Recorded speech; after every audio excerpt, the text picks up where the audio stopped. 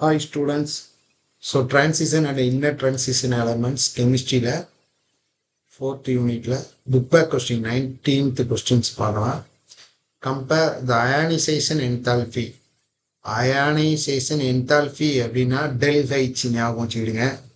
Enthalpy அப்படின்னா del H ன்னு சொல்லுவாங்க. Ionization அப்படின்னால del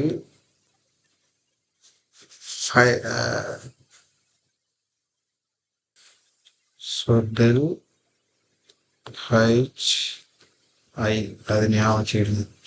அயனைசேஷன் என்தால்பி சிம்பிள் ரொம்ப முக்கியம். ஸோ இங்கே அவங்க என்ன கொடுத்துருக்காங்கன்னா ionisation enthalpy of first series of transition elements.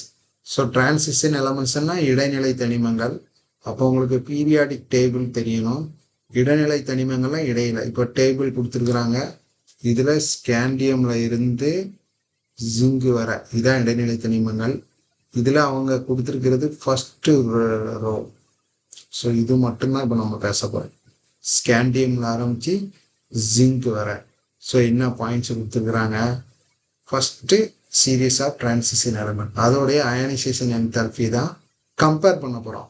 So ionisation enthalpy of transition element is intermediate, நடுநிலைமையில் இருக்குது. எதுக்கு? Between S and P block elements. P S block எலமெண்ட்ஸோடைய வேல்யூக்கு இன்டர்மீடியட்டாக இருக்குது, நடுநிலையாக இருக்குது. இப்போ நீங்கள் டிரான்சிஷன் எலமெண்ட்ஸ் சீரீஸில் லெஃப்ட் டு ரைட் போனீங்க அப்படின்னா அயனைசேஷன் என்தால்பி இன்க்ரீஸ் ஆகும். ஸோ இங்கே டயக்ராமில் நான் கொடுத்துருக்குறேன். அயனைசேஷனுங்க பாருங்கள், டாப் டு பாட்டம் போகும்போது இன்க்ரீஸ் ஆகிட்டே போகுது. சரிங்களா? இந்த வேல்யூ மட்டும் கவனிச்சுக்கிடுங்க. 590 கால்சியத்துக்கு இருக்குது, ஸ்கேண்டியம் 632 இருக்குது. ஸோ நீங்கள் ஸ்கேண்டியமில் இருந்து தான் பார்க்கணும். ஸோ இந்த டிரான்சிஷன் எலமெண்ட் ஸ்கேண்டியத்திலேருந்து தான் பார்க்கணும். 632 661 இப்படி தான் அயனைசேஷன் என்தால்பி வேல்யூ இருக்கு. This is due to increase in nuclear charge. ஏன் இப்படி அந்த அயனைசேஷன் என்தால்பி அதிகமாகுது அப்படின்னா நியூக்ளியர் சார்ஜ் இன்க்ரீஸ் ஆகுது. நீங்கள் எலக்ட்ரானிக் கான்ஃபிகரேஷன் தெரியணும். இதுக்கு முன்னாடி எலக்ட்ரான் கான்ஃபிகரேஷன் எப்படி எழுதணும் அப்படிங்கிறத இதுக்கு முந்தைய கிளாஸில் நான் போட்டிருக்கிறேன். ஸோ அதை கோ த்ரூ பண்ணுங்கள். அதுக்கு ஆஃபா பிரின்சிபிள் தெரியணும், அப்புறம் அட்டாமிக் நம்பர் தெரியணும். ஸோ இங்கே டிரான்சிஷன் எலமெண்ட்ஸ் கொடுத்துருக்குறாங்க. இங்கே எக்ஸ்பெக்ட் எலக்ட்ரான் கான்ஃபிகரேஷன் நீங்கள் ஆஃபா பிரின்சிபிள் படி போடணும். போட்டால் இதுதான் வரும்.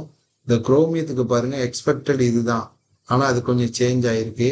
காரணம் என்னென்னா டியில் 5 இருந்தால் ஸ்டேபிள் கான்ஃபிகரேஷனால் எஸ்லேருந்து ஒரு எலக்ட்ரான் இங்கே வந்திருக்கு, அந்த கான்செப்ட். ஸோ இது expected electron configuration aufbau principle படி போடுவோம்.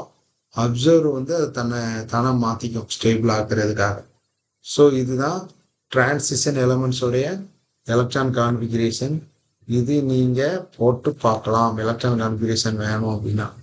டிரான்சிஷன் எலமெண்ட்ஸ் சரிங்களா? நெக்ஸ்ட்டு ஸோ டி எலக்ட்ரானில் அந்த நியூக்ளியர் சார்ஜ் ஃபில் ஆகிட்டே இருக்கிறதுனால டி ஆர்பிட்டாலில் size sorry ionisation enthalpy increase ஆகுது. ஆனால் சில பர்டிகுலர் இது ரெகுலராக இல்லை, பாயிண்ட் இது ரெகுலராக இல்லை. ஏன் அப்படின்னா இன்னர் எலக்ட்ரான் சீல்டு ஆக்ட் ஆகுறதுனால இந்த எஃபெக்ட் டிக்ரீஸ் ஆகுது. ஸோ இது அயனைசேஷன் எனர்ஜி வேல்யூ வேரி பண்ணுது அப்படின்னு கொடுத்துருக்குறாங்க.